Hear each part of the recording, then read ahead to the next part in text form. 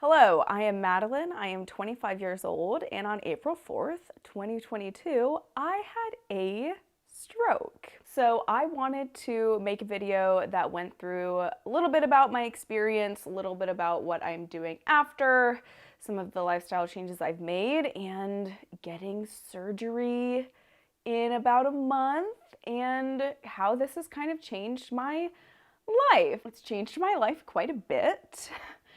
So I just think it's a story worth sharing. My story, oddly enough, begins with seeing Morbius. So Quinlan is my husband. I got married in January. I got married on January 1st to my longtime boyfie, Quinlan. That was pretty fun. And then we moved, and we are living where we move now.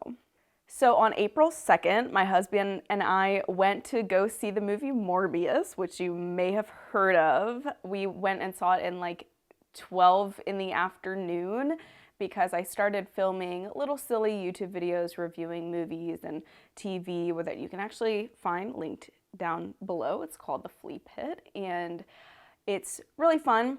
Went to school for dramatic writing for film and TV, so I figured why not use my degree in a fun capacity. So we saw the movie on April 2nd, and then on April 3rd, I recorded the video for it. I spent all day recording, dumping footage, staring at a computer screen, so I was pretty exhausted on April 4th, or at least I thought that's why I felt so off the morning of April 4th. So I woke up and I had these little like dots around my vision. Not blurry vision, but just dots around my vision. And I thought that I was having that because I'd been staring at a computer screen all day the day before, and that tends to happen to me when I look at computer screens. I get fuzzy. There are times where it happens to me and I like can't look at the computer anymore. I have to get up and like go lay down. Because I strain my eyes so much looking at screens. So I woke up and I was checking the news, had the eye strain, and I felt really, really tired. And I thought it was just because I stayed up recording and was going back and forth doing stuff all day the day before, using my creative muscles. And I got out of bed, and the first thing I do when I get out of bed is I have to go and give my cat a pill. She has hyperthyroid, so she needs to take a pill every morning. And I sat in a chair in our living room at our dining table, and I picked her up, and I couldn't really manhandle her, but I thought, okay, she's gained some muscle, medicine's working, I will take her over to the couch and try to give her her medicine on the couch, because sometimes that helps. And the green screen was set up in the living room. So while I was walking over to give the cat the pill on the couch, my foot got caught in the green screen tripod. And I didn't think anything of it. Sometimes I can be clumsy, but I started to basically fall down and like fall over, which is not super normal. And I just felt very loose, kind of like jelly, like I couldn't get to my feet. And my husband, Quinlan, came over and he was like, hey, whoa, what's wrong with you? Like, what's going on? And he looked at me and he was like, whoa, what's going on? Like, say something, look at me. And I started trying to talk to him, and I guess my words were slurred, and he said my face was drooping. And he was like, hey, I think you're having a stroke. And I was like, no, no way. But he was right. So it was funny, he actually called his mom first, and he was like, hey, I think Madeline's having a stroke. And she was like, okay, call the ambulance. And so he did. So Quinlan helped me into the bedroom. He helped me sit at the end of the bed. I needed help walking, and he called 911. They went through a prompt with him. They had me say a few phrases, and they decided that they were going to come and evaluate me in person and possibly come and get me. So I was able to use the bathroom by myself, get dressed by myself, walk into the living room, sit on the couch. They came in, evaluated me. They determined I still had some lack of feeling in my left side. I still had some facial droop.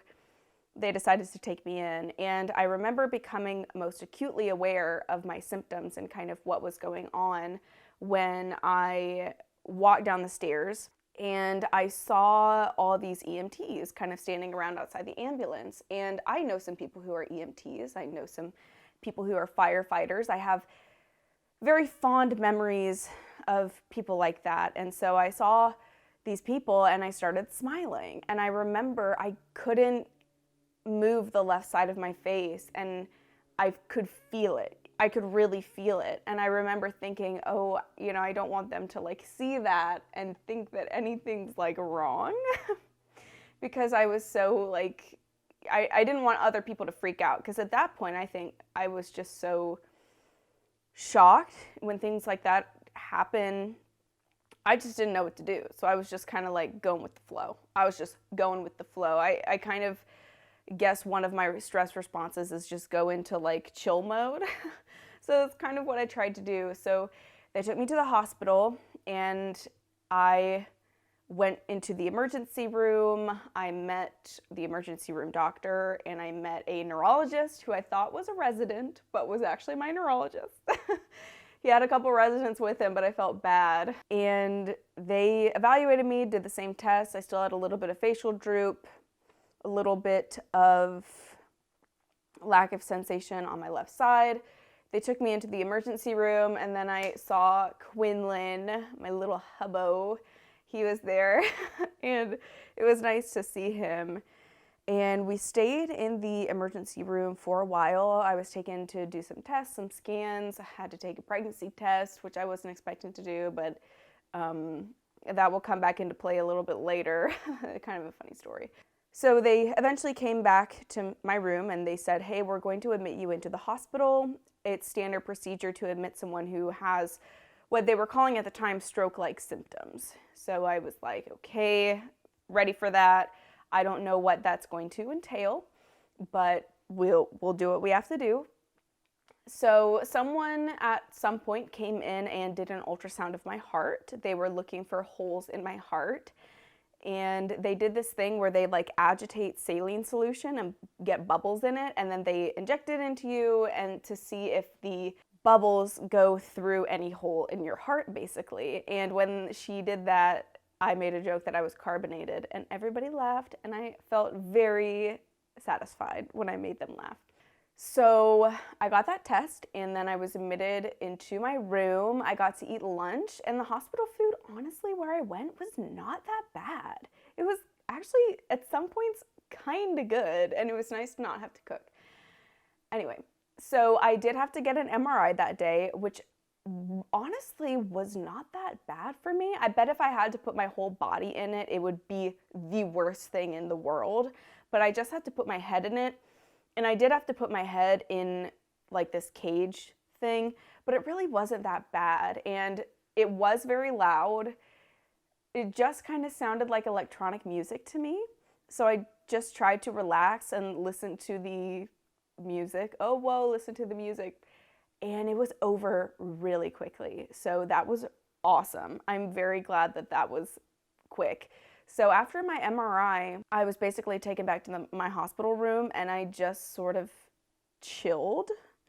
I watched a lot of TV, I watched a lot of Walking Dead, and I was pretty restless because I didn't feel sick. My symptoms went away kind of within 45 minutes. By the time I was checked into the emergency room, I had no facial droop. My sensation had pretty much returned to normal in my body, so I felt totally normal and I didn't want to lay in the hospital bed all day. So I just kind of got up and did the little, shuffle around. And yes, I was wearing a hospital gown and it was just craziness. So I walked around, watched a lot of TV, and then the next day was pretty active. So the second day of my hospital stay starts. I was very emotional the night before, but I slept like a baby. It was awesome. Second day starts. The morning before I even ate breakfast, my hospitalist came in and all these people, all these doctors, in the morning, the doctors come in and they do their rounds and they talk to you and they tell you what's going on. Doctor came and he said, hey, so we do think you had a stroke and we think it's because a blood clot passed through a hole in your heart that we found. It's called a PFO, and you have it. And we want to do something that's called a TEE. I think it's a transesophageal echocardiogram, something like that. It's basically an ultrasound where they go down your throat and they look at your heart from like the top. So they look at it, like peek down into your heart, and they can get a better idea of the size of the PFO, the little hole in your heart. So I ate my breakfast, started drinking coffee, didn't have any water, and this cardiology nurse came in and he said, "Hey, I'm sure you heard, are you fasted right now? Have you had anything to eat?" And I was like, "Well, I just ate breakfast and, I was going to drink my water." And he was like, "Okay, well, stop all of that because we need to do a TEE and you need to be fasted for that, at least for a while." And I was like, "Oh my gosh, can I at least have one sip of water?" And so I did get one sip of water, but only one. Oh. So I did that, and then it just kicked off the testing. I got an ultrasound of my legs. I got a CAT scan of my stomach area. Both of those were to check if I had clots. And then I had to get a lot of blood drawn to like make sure I didn't have like clotting factors or clotting disease, kind of blood diseases that could, do stuff, I guess. Change the approach to things. So I was getting blood drawn and going back and forth between all these things and meeting a lot of new people who were taking me places, and it was very exhausting. And then I got my TEE. And the funny thing about the pregnancy test, so I was in the room waiting to get my TEE, and they had to put me under, I think it was just like local anesthesia or something, where they're like, "Hey, you're gonna go to sleep for a few minutes." And I was like, cool. So there was this tech, and she was like, "Have you taken a pregnancy test? I didn't see it in your file." And I was like, "Well, I'm pretty sure I took one yesterday." She was like, "Oh, well, I'll look for it, but you might have to take another one." I was like, "Okay, whatever." And she went and she did find my pregnancy test. And she said, "Okay, like, by the way, you don't have to take a pregnancy test." And I was like, "Yeah, I don't think the results would be any different, or else I'd have a lot of explaining to do." And it was really funny in the moment. Maybe I had to be there, but the whole situation, it was funny to me. Okay, it was funny to me. Anyway, I did the TEE, and I don't think I did anything else for the rest of the day. The only hiccup for that day was I was out of my room, but the procedure is if someone's out of their room, but they're still like checked in, you're supposed to leave them their dinner, but they didn't leave me my dinner. And so Q had to go out and like get me a Panera salad, and it was just like, it was annoying. It was an annoying problem because the same thing happened the night before because I was getting my MRI, and he had to get me a Subway sandwich, which was a great sandwich. Hospital Subway hits a little different, like considering the situation. And for me, in a very weird way, Subway is like comfort food. That sounds so disgusting, but it is. It just is. I can't change. I can't change. So day 3 of being in the hospital starts, and the neurologist comes in and he's like, "Hey, I think they kind of told you everything you need to know." And what I needed to know was basically, with the hole in my heart, it can be fixed with a little procedure where they go and they put this like teeny little bitty medical device over the hole, and they like squeeze it closed, and they can go up a vein in your leg, so it's not like you're getting open heart surgery or anything crazy. So that was basically the next step, and my neurologist was like, you don't have any lasting damage. Really, all you need to do is get that procedure and stay on like probably baby aspirin for a while until we kind of clear you, and stop your hormonal birth control pills, because I was on birth control pills, and they think that is one of the reasons why I had that clotting in the first place that went over my little hole in my heart. I didn't know I had that little hole, but being on the hormonal birth control, people get blood clots all the time. For me, it was just kind of that one straw that broke the camel's back. So he was like, just stop that. Follow up with your cardiologist. I had to wear a little Holter, so a little heart monitor that kind of checked and made sure I didn't have like arrhythmia or AFib, anything like that going on with my heart before they operated. So day 3, I was going to be discharged, but when they did my CAT scan the day before, they put in the contrast at the wrong time. So I ended up having to get an ultrasound of my stomach to check and see if there were any blood clots, and they couldn't find any more. It was really like a rogue operation. It's kind of crazy. So I was free of blood clots. I was really just kind of waiting around to leave. The good thing is I got lunch and I got dinner at the hospital. I got breakfast, lunch, and dinner at the hospital. So I was discharged and I went home.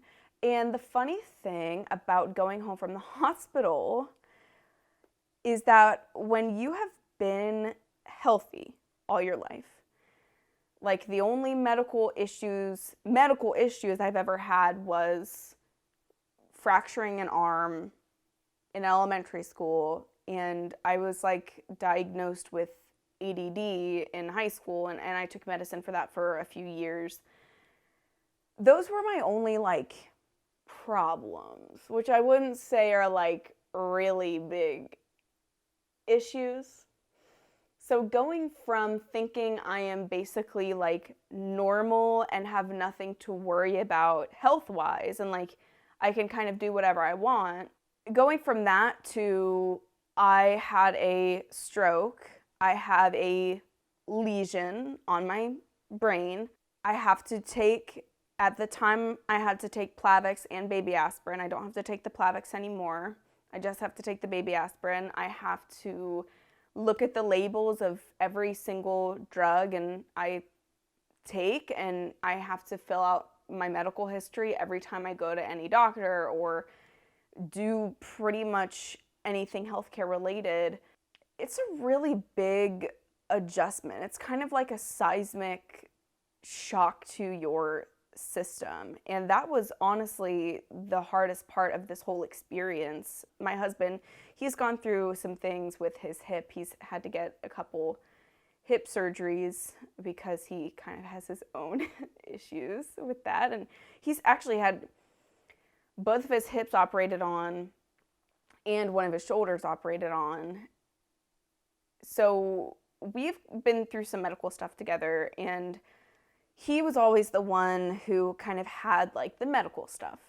I didn't think I had to ever really worry or stress about myself. And now, at that time, I was incredibly worried and incredibly stressed because you go through a problem like that and you're just very worried it's going to happen again. And my body kind of stopped feeling like my body. I thought that I had kind of grown to really know it and be pretty in tune with it, you know, knowing kind of what to feed it, when I needed to exercise, things with like, you know, menstrual stuff. I had gotten all used to that. You know, I'm an adult, I'm all used to this. And all of a sudden, things are different, and my body is doing things that it's never done before, and it's reacting to things it's never reacted to before. And you know, I'm on blood thinner and I go off birth control and I start to, you know, go through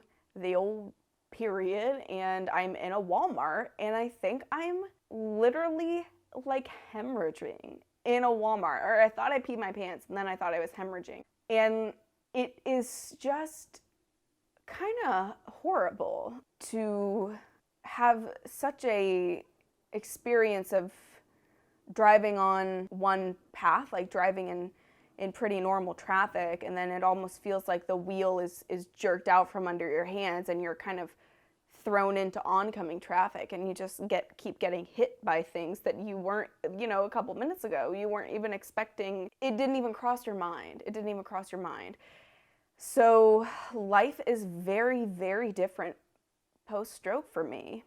But I'm going to be honest with you, I'm starting to get to a point where I do truly feel better than how I did. So I want to talk about what happened after the hospital, and kind of how things are moving forward. I wore a heart monitor for 2 weeks, and within that span, I saw Charlie XCX. I did a little bit of traveling. I hiked and started exercising and going on walks pretty regularly, and the heart monitor determined I don't have AFib or arrhythmia, anything like that. I'm negative for all my blood diseases, and now pretty much the only thing I have to do is just get the surgery. And I chose a surgeon, and he is with a hospital network that's Children's Hospital Network mostly is what he deals in, but we chose him because he gave us a second opinion. He was incredibly kind, and his whole office came at numerous recommendations from numerous people. We went to him and we found out that he's basically one of the people who literally wrote the book on the procedure that I need. And we thought it's basically a no-brainer, and he can do the surgery on July 13th. And so I will be going and getting the procedure done on July 13th. And the only thing that I'll have to do afterwards is make sure I don't exercise too vigorously for a month afterwards, and just continue taking baby aspirin. So yeah, like there's a plan, and it feels really, really good having a plan. Yeah, that's my story. I'm getting my hole, as I've been lovingly calling it, I'm getting my hole fixed on July 13th. And I honestly couldn't be more like ready to just do it and get it over with. And I'm excited to not have to worry about having another stroke. If you have any questions, feel free to comment. And like I said, if you're interested in very silly movie, TV, game reviews, follow my channel, The Flea Pit. I put videos up there, and I am going to be putting them up a little bit more regularly now that I'm not dealing with all this craziness. Anyway, this is Madeline, and I am going to be signing off. That is my stroke story. That's what happened to me. And I am working it out. Yeah, any questions, leave them down below. Happy to answer them. I want to be a resource, so if anyone can learn from my experience, please let me know. Also, yes, I'm highly aware that this is the same thing that happened to Hailey Bieber. It was funny, I actually read about what happened to her in the National Enquirer before it happened to me. Like, actually, honestly, a few days before it happened to me. And I didn't buy the National Enquirer on purpose. I didn't seek out the National Enquirer.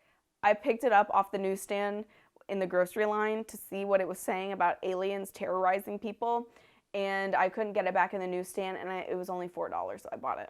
Anyway, cheers, have a great day, thank you for watching, I appreciate you, and I will see you in the next video, either on this channel or at the Flea Pit,